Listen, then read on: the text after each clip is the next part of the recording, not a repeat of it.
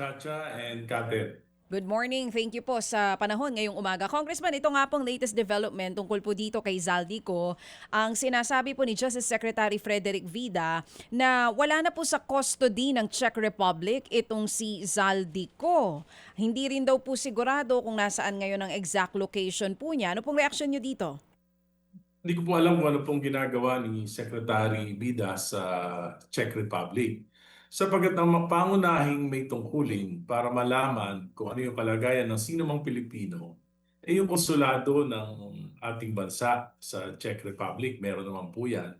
At kung may ganyang kontrobersiya, siguro po ang dapat na unang ginawa ng ating Pangulo bago nag-announce ay pina-check niya yung mga detalye sa consulate. Sila yung may diplomatic relations, at sila rin may responsibilidad sa sino mang Pilipino na naririyan. Kaya nga, kakatuwa talaga yung presence ni DOJ Secretary Bida dyan sa Czech Republic. At kaya nga ng nabanggit, hanggang ngayon hindi natin alam yung mga detalye, no, sa pangyayari na yan.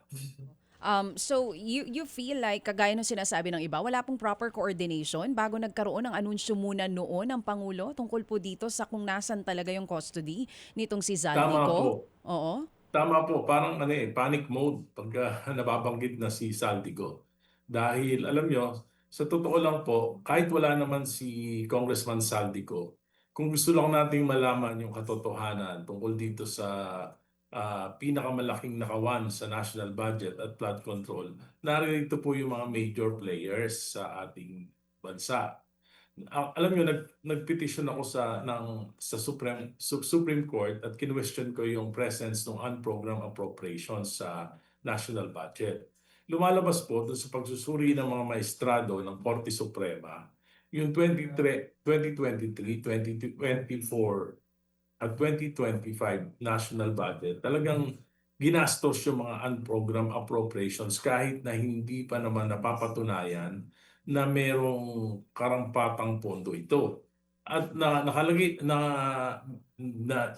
sumiti po sa Korte Suprema yung katakot-takot ng mga dokumento na nagpapatunay na na-release yung pondo ng mga unprogrammed appropriations na ang nakapirma lang ay si Secretary Mina Pangandaman ng DBM. Ito po ay dapat inaaprubahan ng Pangulo. At yung 2023 at 2024 national budget po, wala pong approval ang Pangulo na ilabas. Mhm. At yung 2025 po, inalis na dun sa provision na kailangan pang pirmahan ng Pangulo. Kaya lahat po ng mga budget na yon, isa lang ang nagdesisyon sa pagpapalabas ni Secretary Mina Mm. Pangandaman. At ito Mm. po ay hindi na-question sa Senate Blue Ribbon Committee, at nakita ko po na may talagang pagtatakip sa investigasyon, whether in the ICI at whether in the Blue Ribbon Committee. Talaga pong ayaw malaman ng Pangulo ang katotohanan.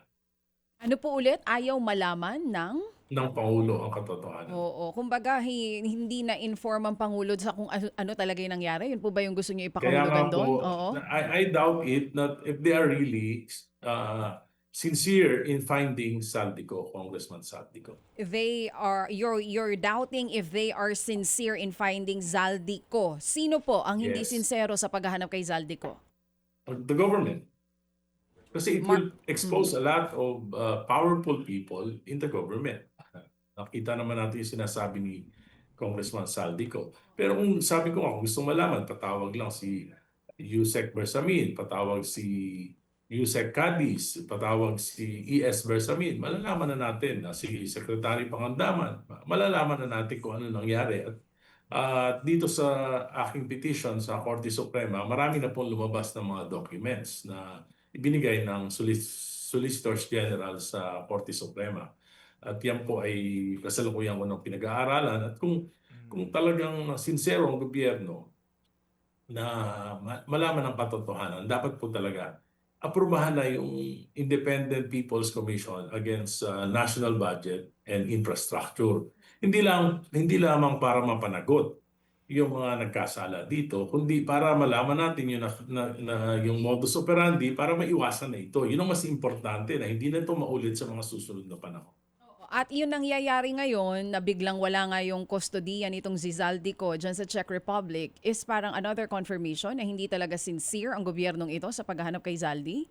Yes, saka po wala pa yung red notice Oo. na tagal na, 'di ba? 'Di Oo ba? nga eh. Tagal na siya umalis. Wala Congressman, pa yung red pag-usapan notice natin sa yan. Interpol. Oo, kasi nagulat din ako dun sa balita, yung red notice na yan, nung pagdating ni Secretary Vida doon, ang sinasabi, kinukumpleto yung documents para po dun sa filing ng red notice. Di ba sinasabi nila last year nakapag-file na? Ba't ganun po yung nangyari? Meron pang Oh, mga kaya nga po. additional documents. Ano po ba yon? Kaya nga nagpapatunay that they are not really sincere in finding Congressman Saltico. He will implicate a lot of people kung siya po ay mapupunta rito. Kaya nga po, siguro si Congressman Saldico talagang gagawa ng paraan niya para hindi mapabalik dahil alam niya na delikado ang kanyang kalagayan, ang kanyang buhay kung nasa kustodya siya ng gobyerno sapagkat ang marami sa mga inaakusahan niya ay nasa gobyerno, mga makapangyarihan sa gobyerno. Sino po dapat sumagot kung bakit may mga papeles na parang tila na late sa pagsasubmit po nitong Interpol red notice na ito? DOJ po ba yon? Well, DOJ po saka yung DILG, ang alam po may counterpart sila sa Interpol. Isa pang complication din po na nakikita ngayon, wala kasi tayong extradition treaty with Czech Republic. Bilang isang mambabatas congressman, ano pa po bang pwedeng gawin para talagang kung mahanap nila si Zaldi, mapauwi po yan dito sa Pilipinas? Kung sincere man sila dun sa kagustuhan Well, na, na mapabalik po siya dito sa bansa. eh, kung kailangan po siguro talaga magkaroon ng red notice.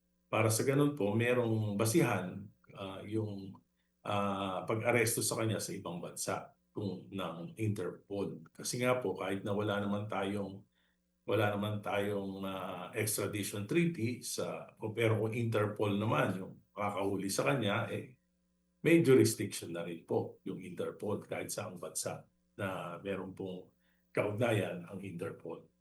Congressman, help us understand kasi doon din po sa mga naging pahayag ni DOJ Secretary Vida kahapon, may sinasabi siya na 3 passport na na-issue kay Zaldico. Una po, yung official passport daw niya nung congressman siya. Tapos meron siyang current passport na kanselado na. Tapos may dala din daw pong expired passport nung time na naharang siya last April 16. Ganun po ba talaga yon pagka congressman? Parang daming passports Hindi po po ba? Paano po ba baka yon? meron po siyang may diplomatic passport. Ako po nung first term ko bilang congressman, kumuha ako ng diplomatic passport at yun ang ginamit ko. Pero nung mga sumunod nung nag-expire na, hindi ko na po ni-renew. At yung old passport mo naman na nag-expired, kuminsan ay itinatago mo yan dahil meron kang mga visa doon. For example, kung may 10-year visa ka, so hindi naman magre-reflect yan sa bagong passport mo. So dala-dala mo pa rin yung old passport. Kaya siguro tatlo. Isang Oo. diplomatic, isang expired, at isang kanselado ng national government. Ayun, at least nalinaw nyo po. Tungkol po dito sa hindi pa rin natin mahanap-hanap si Zaldico, it's been more than a year, ano? Tama po kung base sa pagkakaalala ko. Sir, anong pinapadala nitong signal dun sa mga posibleng sangkot dito sa flood control at sa mga susunod pa na posibleng ma-implicate yung mga pangalan sa korupsyon kung ang isang Zaldico hanggang ngayon hindi pa rin po natin nahahanap? Kung yung nandito po, hindi pinapatawag, yung pa kayang nasa labas. Yung mga nandito na mga personalities na talagang maliwanag naman na may kinalaman, hindi po iniimbestigahan at hindi pinapatawag. At yung pong pinangako ng ating Pangulo na priority legislation to create an independent People's Commission to investigate this matter ay hindi naman po itinuloy. Marami pong pinapangako ang ating Pangulo na hindi tinutuloy. Magpapakulong ng December 15. At ngayon, meron na namang pangako na ang ombudsman by May, may mga makukulong na para magka-elbow room siguro ang administration. Pero hanggat hindi po talaga, alam nyo yung cover-up will require a series of cover-ups. At Sabi ko nga po, ang pinakamagandang magagawa ng Pangulo ay talagang i-create, pabayaan niya na ma-create ng Kongreso, yung Independent People's Commission na talagang mabibigyan ng mga tao na talagang mag-iimbestiga ng totohanan. At sa ganon, makapagrekomenda ng mga solusyon para maiwasan na ito sa mga susunod na panahon at makapagrekomenda kung sino talaga yung mga dapat kasuhan. Hindi naman kailangan madalian. Ang importante, malaman natin yung Ah, katotohanan. At ah, kung gustong kasi anong nangyayari sa atin ngayon, optics yung solusyon ng ating Pangulo. Nagpapabango, nagpapataas ng survey, pero babalik at babalik itong problema. For example, because of this flood control mess, yung mga important flood control projects for this year ay hindi na-implement. So anong ibig sabihin yan? Pag bumagyo tayo, July, August, September, maraming lugar ang babahain, maraming mapipinsala, baka mayroon pang mga masawi. Babalik na naman sa kaisipan ng mga Pilipino yung nangyari na yan ng flood. Kung gusto mabigyan ng solusyon ng Pangulo ito, tuparin niya yung mga pinangako niyang reforma, anti-political dynasty na isa sa dahilan ng korupsyon, yung Independent People's Commission, pinangako niya rin yan, at talaga naman dapat talaga na magpatuloy na yung mga political reforms na ipinangako niya. Opo. So, Congressman Erice, parang tumbukin na ho kaya natin, ang tinutukoy ni Saldico na mastermind dito ay si Pangulong Marcos, di ba? At saka si Martin Opo. Romualdez, right? Oo, Opo. doon sa kanyang video, di po ba diretso yun? Ah, Opo. Opo, ang binabanggit po ninyo, hindi matukoy-tukoy itong talagang mga may kagagawa nito kasi ayaw ipatawag yung mga taong magtuturo kay Presidente. Ganun pa yan? Opo. Alam nyo, pinag-aralan ko mabuti yung sistema ng budgeting from 2023 hanggang 2025. Mm-mm. Hindi po mangyayari na masasalaula ng Kongreso yung national budget without the cooperation of the executive department, especially those who are involved in the Department of Budget and Management. Mhm. Opo. So sa ngayon, ito nga po ang ating sitwasyon kaninyo, no? Parang yung mga dapat ipatawag dito, hindi pinatatawag, hindi pinaiimbestigahan. Ano ang inyong reaksyon dito po sa paghahayag ni dating Speaker Romualdez? Na sabi niya, oo, hindi naman daw siya ang mastermind nito at marami siyang alam at ayaw niyang siya ang maging fall guy. Opo. Imposible po kasi hindi alam ni Speaker Romualdez yung nangyari sa national budget. At imposible rin po na hindi alam ni Senate President Jesus Escudero yung nangyari sa national budget. Si Saldico po ay pinili. Alam natin na alter ego ni Speaker Romualdez pagdating sa budget.